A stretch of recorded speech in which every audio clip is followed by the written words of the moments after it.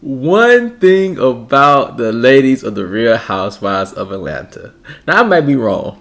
And correct me if I am. But the ladies in Atlanta are the only group of ladies that I know that go on vacation just to have drama. It never fails. And I'm always thinking to myself every season, how are y'all mad on vacation? Also, Marlo is continuing to be so delusional. Sanya made up for that rinky-dink party she gave Sheree. Kenya kind of got her groove back. And Ralph really does have some controlling issues. I'm going to talk about that and everything else right after this.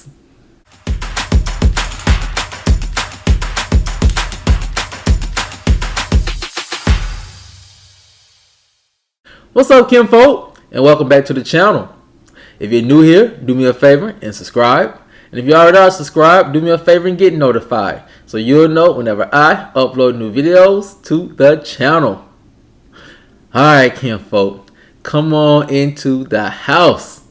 We have a lot to talk about, and it centers around this week's episode of Real Housewives of Atlanta, where Sanya finally made up for that rinky-dink birthday party she gave Sheree, where Kenya kind of got her groove back, where Marlo is still delusional, and also where Ralph is still at least trying to work out his controlling issues with Drew. And that's where we're going to start at. So, kinfolk, after 2 seasons of seeing how Ralph and Drew operate in their marriage, I have come to realize that one, Ralph is an Aquarius. And as an Aquarius myself, I do understand his need to control certain situations. But as hard as it may be to believe, it's not necessarily him trying to control Drew or control a situation for narcissistic reasons. He just sees himself as the head of the household. And as the head of the household, he just feels like sometimes he has to make decisions on his own. Now, I think Ralph has an issue with figuring out what decisions he should make on his own as the man and the head of the household. And I think that's where him and Drew really have a lot of issues, because on this instance of the book, where you're going to be talking about basically your stepson and Drew's actual son, this is an instance where you really can't lead from a place of, okay, I'm going to put this out on my own and not get Drew's opinion about her child. And so I think that's where Drew is coming from, and I think she's absolutely correct. And so coming from a place of being like Ralph, and I will say this, Ralph does come off as an alpha male.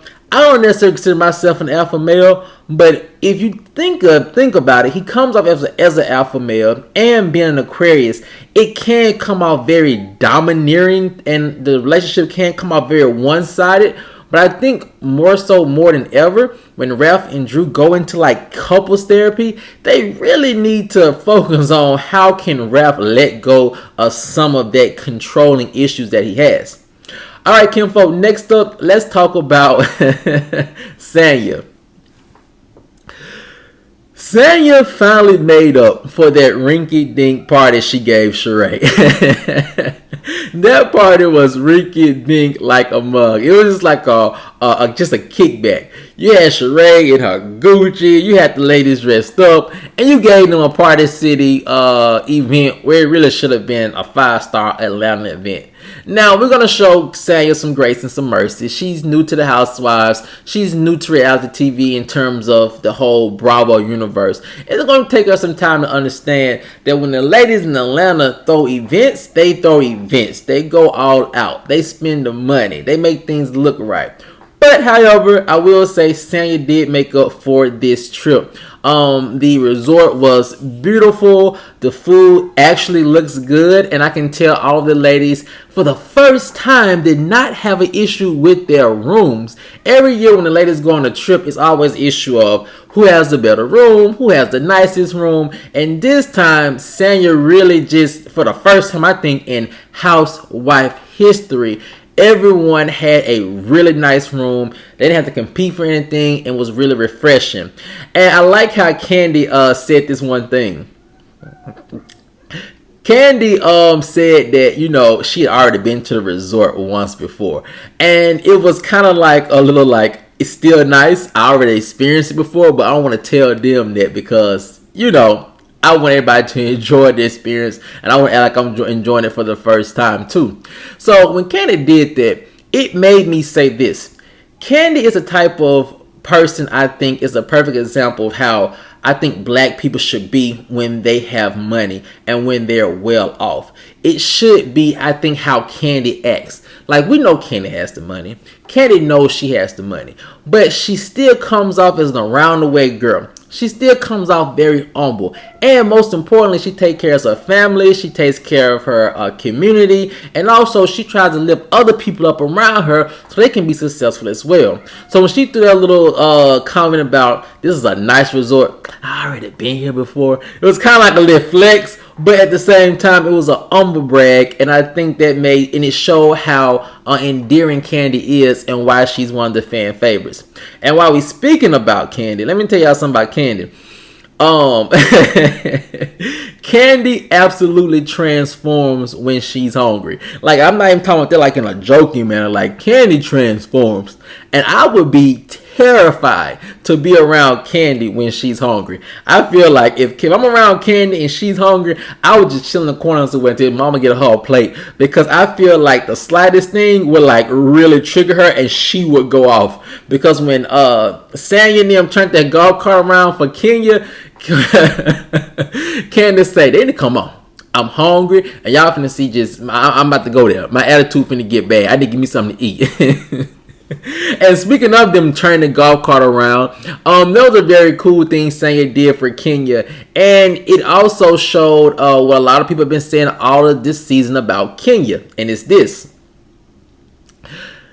Kenya is really just a chill, fun person to be around, and she's not as uptight as people have wanted to make her seem like in seasons before. It was a very fun moment where she talking to the guy, getting his number, they're going back and forth, and she invites him to the dinner. Very spontaneous, and it was just a fun side of Kenya that we just have never had a chance to see in previous seasons. And while we're on that subject, this whole trip up until this point, now next week it gets a little tight for her, but up until this point, the trip has really shown Kenya as someone who's having fun, someone who all the ladies, you know, really rally around when need be. And also, Kenya comes off as if she's more relaxed around them. So she's like not always on guard, ready to attack. And I think that's because, of course, you know, Nene and Portia are not on the show this season. And so she really can just chill. And it also made me think about another thing. That must have been like a lot of weight on Kenya. Like, I don't see how she did that, because knowing each season you can't come on the show and really enjoy yourself like you want to enjoy yourself, because you got to come with your shoulders out high and tensed up and always on guard, ready for two people who some fans say brought a dark cloud to the show, or as I would like to say, two people who really for some strange reason couldn't come to a understanding of how they can make their situation with Kenya better, which put Kenya in a place where she did not know how she could make the relationship better, and they just clashed, or if not clashed, just stayed in their own corners. Now, Kinfolk, the next part of the trip, the biggest part of the trip, is Marlo, who is continuing to be delusional episode after episode after episode. But this episode, she really took the cake, and here's why. Marlo is, I've been saying this for the past couple reviews right now, Marlo has this thing where she feels like she has to gaslight the other ladies in order to have some type of control over them. Now, I will admit, the conversation that Ralph was having about him adopting Josiah and deciding not to adopt Josiah because his birth father felt like, you know, that was a little bit too much. He would feel like he was trying to be replaced by Ralph. And I understand Marlo jumping in there. And, you know, that was a segue for her to get, you know, into the conversation. But Marlo, instead of coming from a place of love and leading from a place of understanding, she decided to jump in the conversation from a place of just like almost anger, disdain, and criticizing, and a place of criticism towards Ralph. And it was very off-putting. And a lot of people say that Marlo attacked Kandi unprovoked, and she attacked Mark unprovoked. And I will say she did attack Kandi unprovoked, and I understand that what Raph was saying to her was triggering. I don't think, and I know he wasn't trying to intentionally provoke her to anger about deciding not to adopt his stepson. And that's the part, and here's where the delusion kicks in. Again, Marlo is trying to chastise somebody, trying to criticize somebody for the same exact thing she just did to her nephews. She kicked her nephews out for 30 days because essentially she's got tired of them. And now she's trying to tell Ralph that he's going to make Josiah feel a certain type of way because he didn't want to illegally adopt him. And one thing about that is, and then she said that sends a message that he's not in his life full time. And the issue with that is this. Josiah lives with Ralph and Drew full time.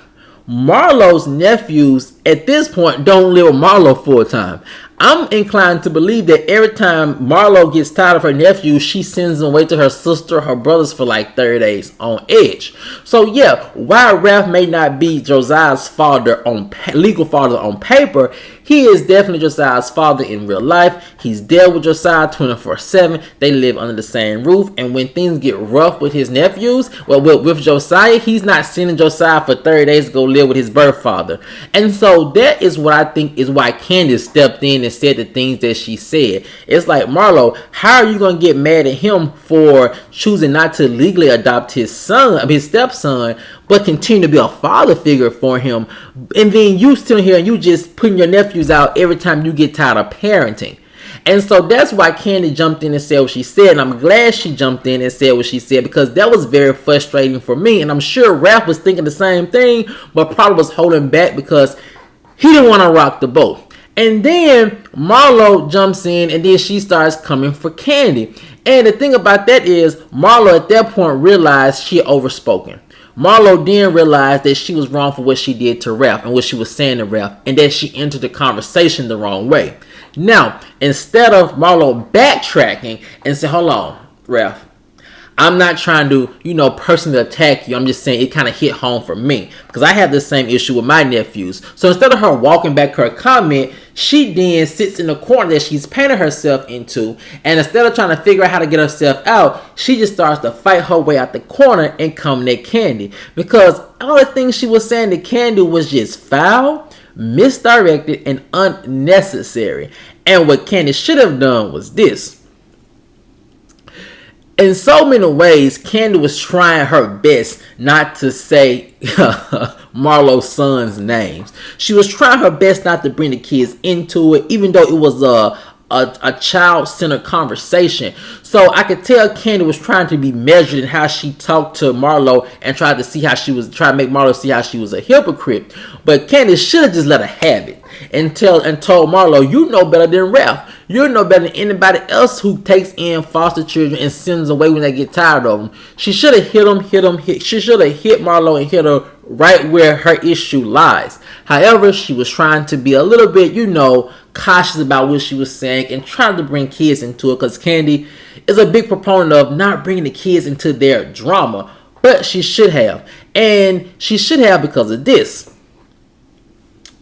Marlo comes in the confessionals and she's talking about the reason why she went off on Kandi is because Kandi brought kids into it. Kids should stay out of it.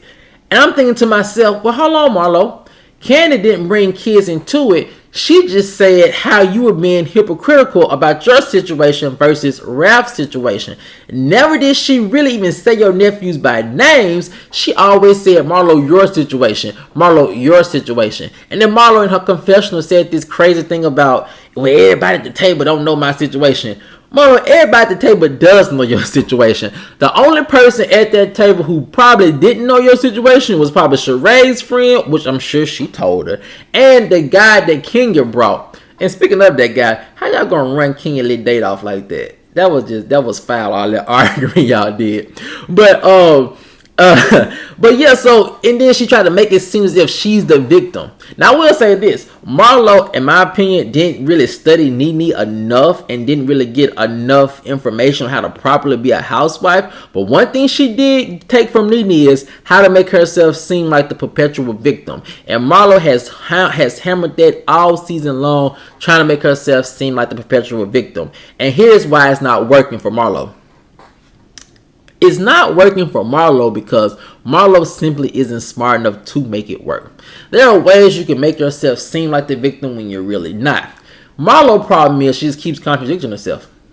She just keeps contradicting herself. And she gets mad when people bring up those contradictions because she's realized they're either lies or she realized she's not really making sense. And when they call her out on that, she just starts hitting low and below the belt. So kinfolk, I can see the ladies are pretty much getting tired of that because it's one way to argue and it's a way to argue correctly, but the way Marlo's arguing, like very unintelligently, it's really frustrating a lot of the ladies. So hopefully we see some ladies on the trip really just put an end to all of that and all those antics by Marlo by the end of the trip. And I think Mayetta may be the person to do it. But we're gonna see. So kinfolk, as always, if you enjoyed this video, please like, share, subscribe, comment. Let me know what you guys thought about this week's episode down in the comment section below. Peace.